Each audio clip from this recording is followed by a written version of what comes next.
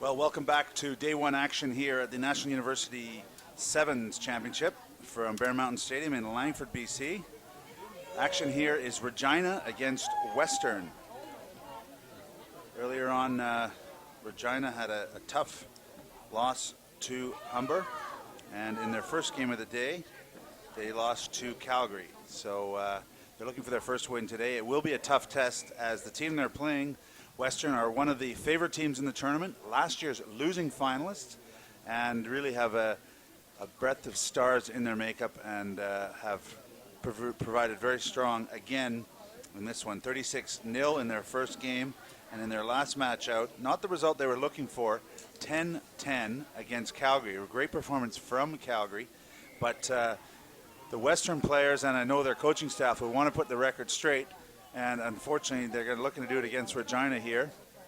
And they are a much bigger physical side, the Western team. And you see one of the stars with a bit of a head-high tackle, Connor Traynor there.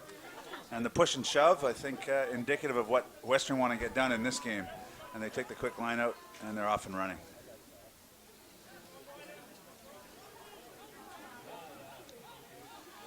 Quick ruck, there it is. Good team play from Western so far in day one action. Right now for the line.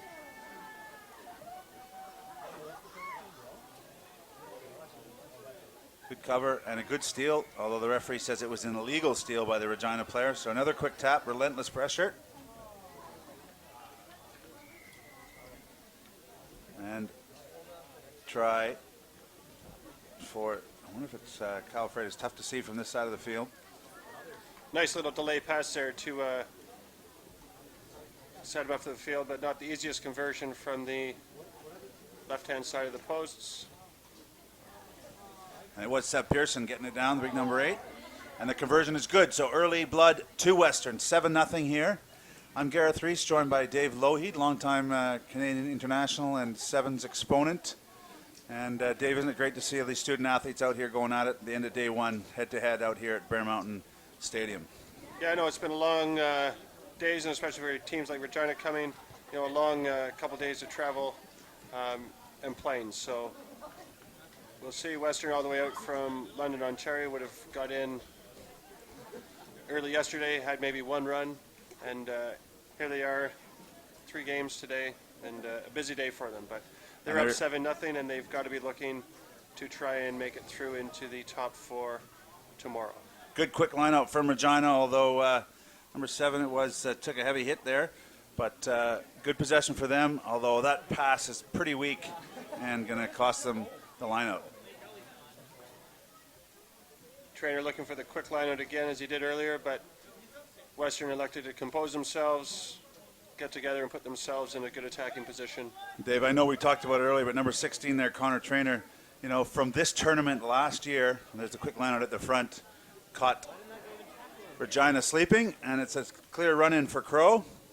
Andrew Crow, the local boy from Victoria, from St. Michael's University School, now studying at Western, got the easy try. Watch at the front here, just sleeping in defense. He turns quickly, sees it's on, and just runs it straight in. 2-on-1, doesn't need to make the pass.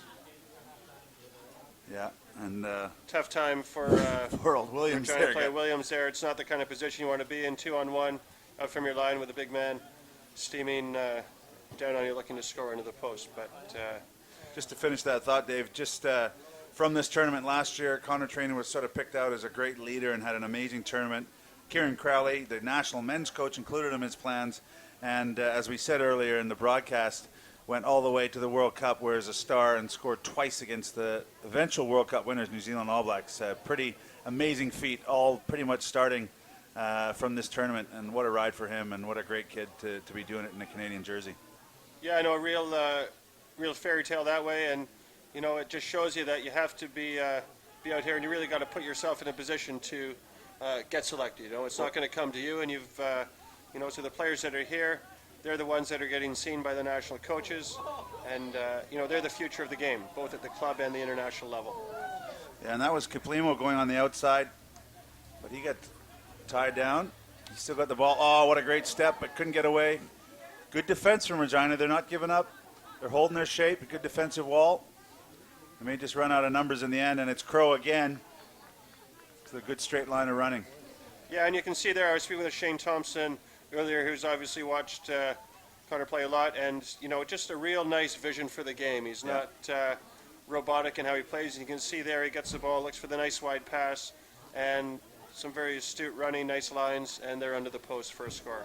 Well, as excited as we are about Connor Trainer, I mean, such as the young kind of energy he's got, he seemed to be, as he got on the plane to come home from World Cup, having scored 2 against the All Blacks, was as excited to play for his Western team in the Ontario Universities League, a couple of days later. And that's sometimes the reality of Canadian rugby, Dave, as we know. But it is great to see such a positive attitude, and it is a hallmark of our current National Sevens team, how young and how keen they are to just get on and play the game. And I can appreciate, having played with Queens for a number of years, and there was a lot of, big games against Western, against McMaster. Those true rivalries, doesn't matter what level you're playing at, you want to be in those games. And so for him to be able to come back and play for the championship for Western, they're his teammates, they're the guys he plays or trains with day in, day out, sees in school, lives with. So, that's a tremendous league. And again, the university collegiate competition, at the 15s level in Canada, and with this now at the 7s, it just bodes well for the future.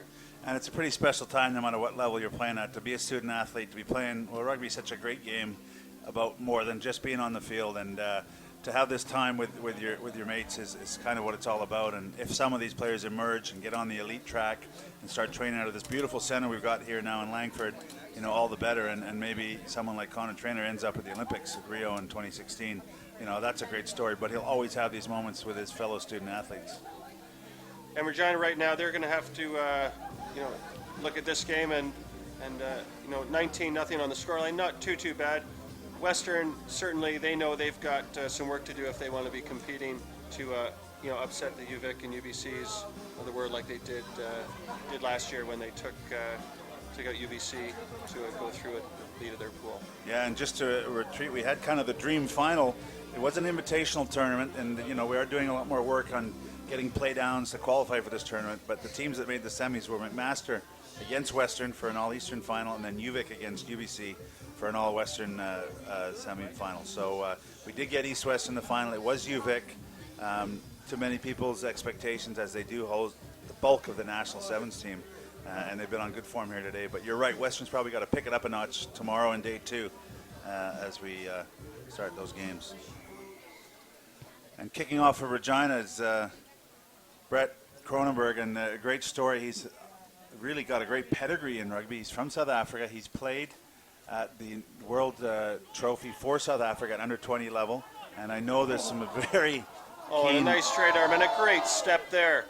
Unlikely not to have the room to finish it, but Western called just out of bounds. But a tremendous straight arm, an individual effort, and then a great step to follow it up. You like that, didn't you, Dave? The in and the out from the big man.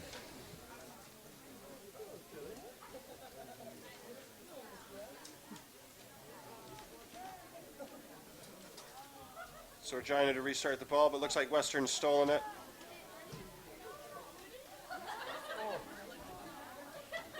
And a soft try right there, unlucky off the line out, and really that one was about the bounce. It went Western's way, and no defenders there to really be able to do anything about that. So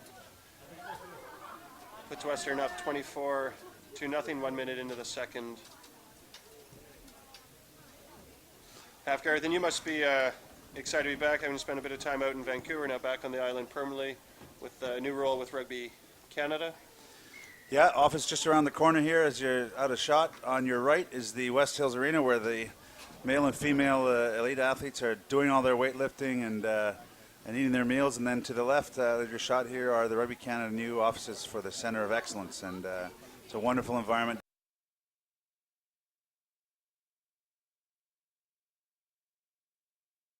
Dave, I honestly never thought we'd see something like this for rugby when you and I started playing back in the olden days.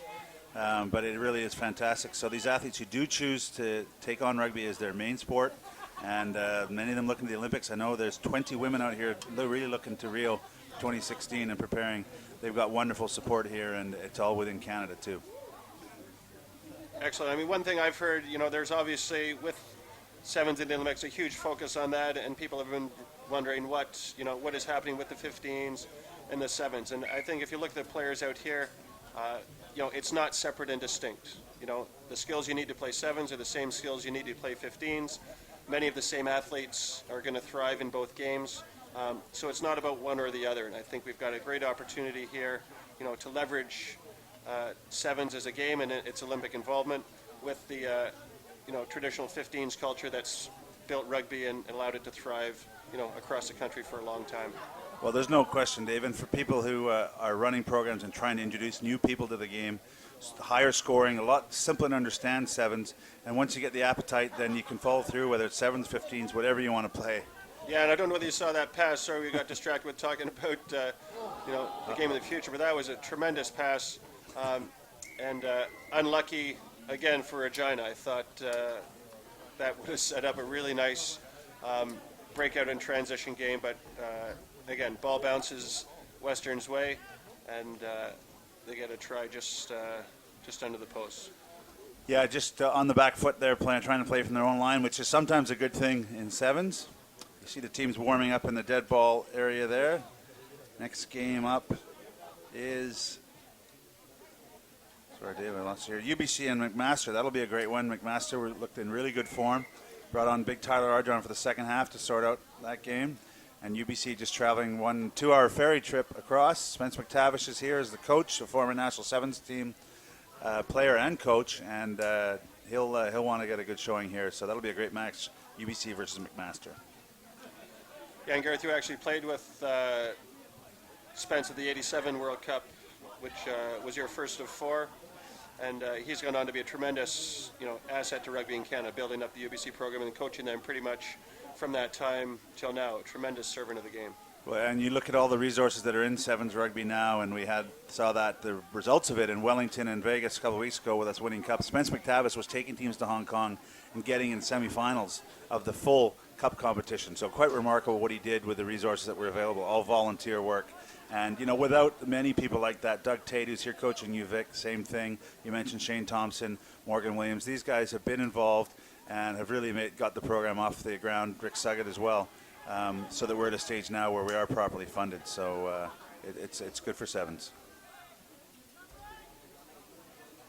Well, a little scrappy, but, Regina did this in the first game, but then they came out and got a try. So let's see if they can find a hole. See if someone takes a rest on the Western defense. Good counter rucking there from the Western players.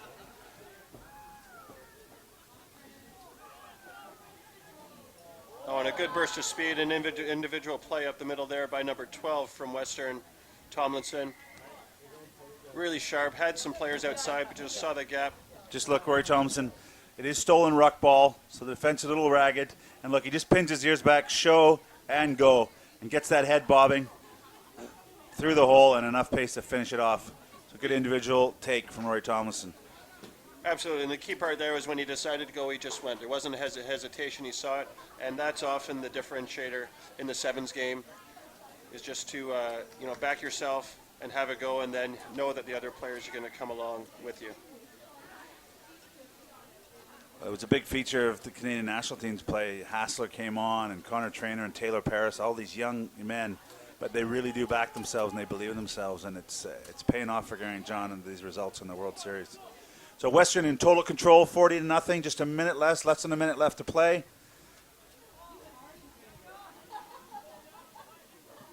A good response from the Western players after their 10-all draw, which was a bit of a surprise. Calgary almost beating them, probably should have beaten them, but they avoided that.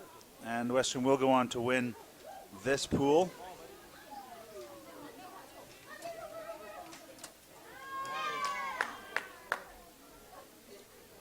Regina with some opportunity, but just not quite the pace at this point in the day to be able to capitalize. Still retaining possession. Penalty awarded to them, and Cronenberg's up on his own, though. Not a lot of support. See if he can get some help there. Sloppy pass. Well, late in day one, Dave, that's not the pass you want to be getting with a big Western player steaming down on you, but that's the way it is. Knock-on's been called. We've got to be close to full time here. Looks like the referee will let one more sequence of play go. Of course, our referees are here. Almost all of them are our national panel. It's great to see. Patty Allard there. And we do have a guest in from the U.S., so equally important for our referees to develop at this level. Dave Morcheski, who we saw earlier, has been on the circuit, on the world circuit. Absolutely, and we talk about competition for players and the need for higher, more games at a competitive level, but the referees are the same. You can't improve your skills if you're not refereeing at the high level. So it's nice that we're getting some opportunities for our Canadian referees to get on A, very competitive fixtures, and B, get exposure at the national level. No question, and Patty Allard's doing a good job here. Crow will go over again. Say a local boy. Last year there were 3 or 4 Victoria team members and Connor Trainer from Vancouver on the western side, so it was almost like they were playing at home, and I know the parents were taking them out for meals, but good offload there out of the tackle, and Crow runs it in as we hear the final whistle here. 45-0. Regina going down against Western, so that will mean that in Pool B, Western wins that and will proceed to the cup side of the draw, but this next match coming up is very, very important for the results in Pool C, as UBC and McMaster go head-to-head. Stay with us.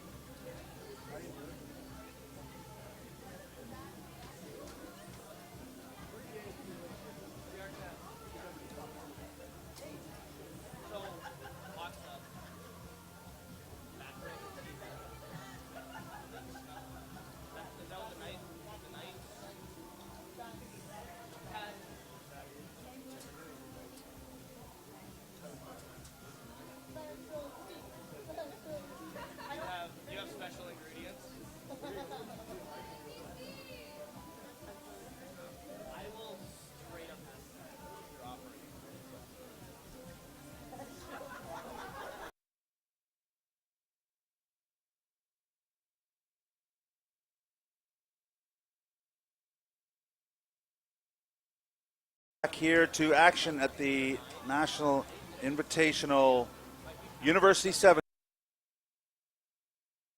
I'm Gareth Reese. I'll be joined by Les Gilson shortly. And we got a great match coming up, a Pool C match with UBC taking on McMaster. This will be the decider for the winner of the pool.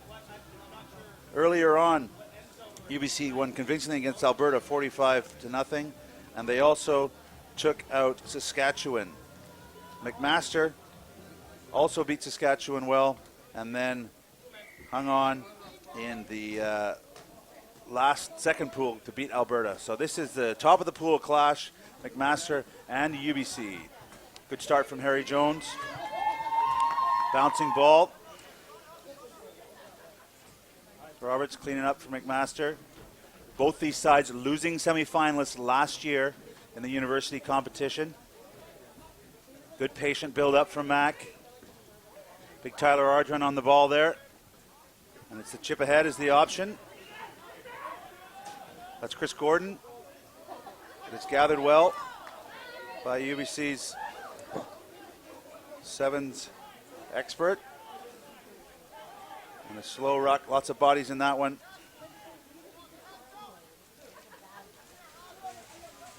Again, slow ball. Finally, referee deeming a penalty. The MAC players coming off their feet at the ruck. So UBC will dodge a bullet here. 2 7-minute halves. Again, playing for the first place position in Pool C here at the National University Rugby Sevens Championship. Quick tap. Jones.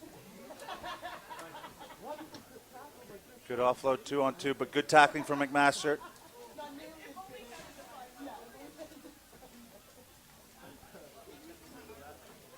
Attempted steal. There's a ruck tackle area.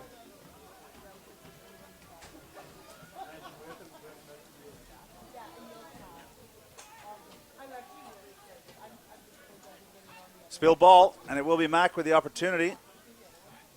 Captain Ferguson there looking out wide. A very edgy start to this match so far. Yeah, another tie-up. So it will be UBC put in.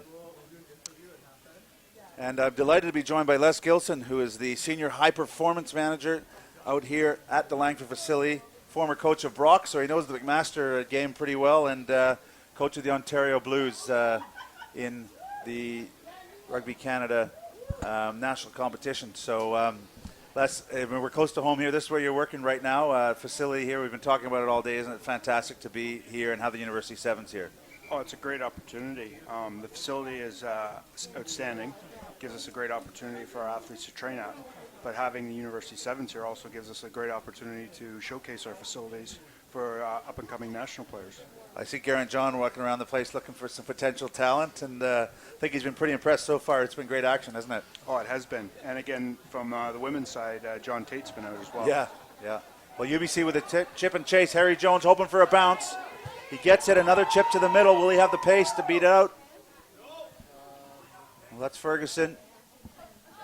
Good cleanup from Ferguson and a good handoff. Keeps his feet. Allows his team to regroup. And that was knocked on by UBC. But good chip and chase tactic from Jones. Oh, for sure. A little bit scrappy when they got into their 22, Gareth, but managed to scramble and secure things. And it looks like we're going to a set piece and start this up again and reset the defense. Yeah, it's often the way at the end of day one, you know, with the tired legs. Sometimes the kicking comes into it a bit more because the sweepers are slow to get across. Yeah, you could see that from the coverage at the back there. But it looks like Mac's going to get out of here with a put in and see how they can go from here and relieve some pressure. Yeah, their big front three did well to hold off that scrum. And there's one of the pace guys having a go. We're listening to it on the far side. But I suppose good relief. Pressure right on their try line. They get out. Yeah, give them a little bit of breathing room, but it looks like it's actually been called back. I think there's maybe a knock-on a forward pass guard. Yeah, and it is a little bit wet out here. We've been talking about it all day. Some drizzle you see in the background here. But otherwise, the lights are on here, and it's a wonderful facility. A lot of the athletes hanging around, the student athletes cheering on. Either the women from the women's side of the draw or the other athletes cheering on. I know UBC has the Okanagan branch of their school cheering them. UBC in blue playing right to left. 0-0 here. You know, it looks like they're about to try and go wide on it, and I think he's got the corner guard. Yeah, good pace, and I think that's Francois Dutoit from the Fraser Valley. The referee's going to have a chat with his in-goal judge, which is an option in sevens refereeing. There's an extra referee at the back. Let's see, loose ball picked up. And I think it's Dutoit who gets it. Just takes the outside. He's given the outside and takes it. So that close to the line, you can't afford to give him that much space, I guess. No. And again, a little bit different from 15s. In the 15s game at the World Cup, the viewers would have noticed a TMO, where in sevens they don't have that. So looks like the conversation's over with, and the try's been awarded. Well, just to bring home the significance and the level of play here, Harry Jones, as they were waiting for the decision, was over talking to his opponent, Tyler Ardren. These two were both wearing not blue and white jerseys, but red jerseys 2 weeks ago in Las Vegas on the World Series, where they won in dramatic fashion the bowl and scored and beat Australia in the last play of the game. So these guys are not only going head-to-head, but hopefully, in these guys' minds, they'll both be on a plane going to Hong Kong pretty soon. Oh, yeah, and I think that's what Garrett really enjoys about a tournament like this. He does get to see some head-to-head matchups, and these guys, when you're playing in practice, you kind of play in practice. But when you go head-to-head with the university colors on your back, the intensity tends to go up and get a real good test. Well, there's nowhere to hide, and you don't want to let your buddies down that you may or may not be having a beer with later on. Exactly. So, that kick was good from Jones, so the 5-pointers turn into 7. These kicks could become important when the matches get tougher like this, very close, very well-matched teams. The conversions become so important. Many of 7 games have been won or lost based on the conversion kick. And a great high-hanging kick, but there's Ardern. Well taken. Oh, isn't that sweet? It's exactly what he did, and he does for Canada. Oh, another little chip through, and oh, it was sloppy. Well, the referee, I think, is going to call a knock on. Mm-hmm. So I think he's called 2 knock-ons, because if it was a white knock-on, he would have played advantage. Let's see here. There's the kick through from Hill. Doesn't quite get the bounce. Mac player, that's Gordon trying to clean it up. He doesn't do a very good job, but it's knocked on by both teams, says the referee, so he can allow the advantage, which would have given UBC the try. And, again, it looks like McMaster's still under a lot of pressure here with a 5-meter scrum. And So these scrums, we used to push and pull when we were playing, but they're a lot more stable. These guys are a lot stronger in their core, and that's the key, although Mac turns them right around. Now, the referee's got a decision to make here. He can either say they're doing that on purpose and it's a penalty, and in fact, this time he said it's wheeled legally, it's a fair push, and they're going to get possession themselves. So a big, big scrummaging play from them. And you see the size of this pack, Les. Oh, for sure. You look at Tyler Ardern. He's normally plays lock in the 15s. I don't want to look at Tyler Ardern, especially if I got to tackle him. And, his 2 teammates in the front row aren't much smaller. Yeah. See how solid it is on their put-in. No one's spinning that big pack around. Oh. Right. He's put quite a bit of pressure on, and I think we're going to be going to another possible 5-meter scrum. Yeah, good tackle from Sean Ferguson. Very experienced sevens player. He knows how to get it done. He caused the initial tackle. So still danger for Mac. 5 meters out. Scrum down, UBC ball. Sub coming into the game. I think that's... looks like number 5's been substituted in. Yeah, Hunter James. So the set piece moves. Let's see if they can transfer what they've been working on the practice field. Only 5 meters out, so pretty hard to defend for these Mac athletes with 3 of them in the scrum. Harry Jones will be first receiver. You saw Ferguson just have a little look at the blind side. He's got pace, so he may want to take it himself. He definitely will here. Well, they made a meal of that. There was a penalty to them, a quick tap, but they couldn't find space.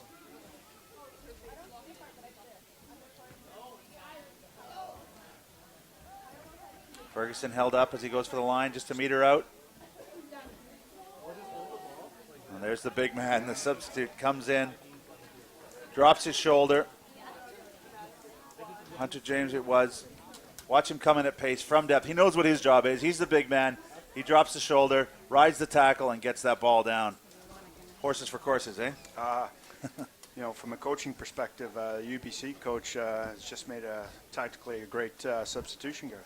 Yeah, Spence McTavish, we talked about him earlier, no stranger to getting it done as a sevens coach, and that will be the first half. So, as often the case in the dying moments, UBC get their second try. They do convert it, so it's 14-0, and we thought it would be a tight affair. I actually didn't know that the result will go this way. I thought Mac might be the more dangerous side, but pretty even so far, even though it was a 14-0 score. Yeah, for sure. I think, some of the not problems with Mac, but they're a very 15-oriented club. Yeah. As you're aware of, Gareth, in the OUA, they tend to play 15s all in the fall, and by the time the 15 season's over, it's most fields are covered in snow. So as a coach and as the director of high performance here, what are the key things you're looking to do differently that if you're playing 15s you don't want to do in sevens? Well, I think you're starting to see a lot of the World Cup circuit and that type of stuff. The movement of the ball, keeping that ball alive, seems to be a big key. It always has been, but you really see a focus on that. And what about the rucks and the big pileups?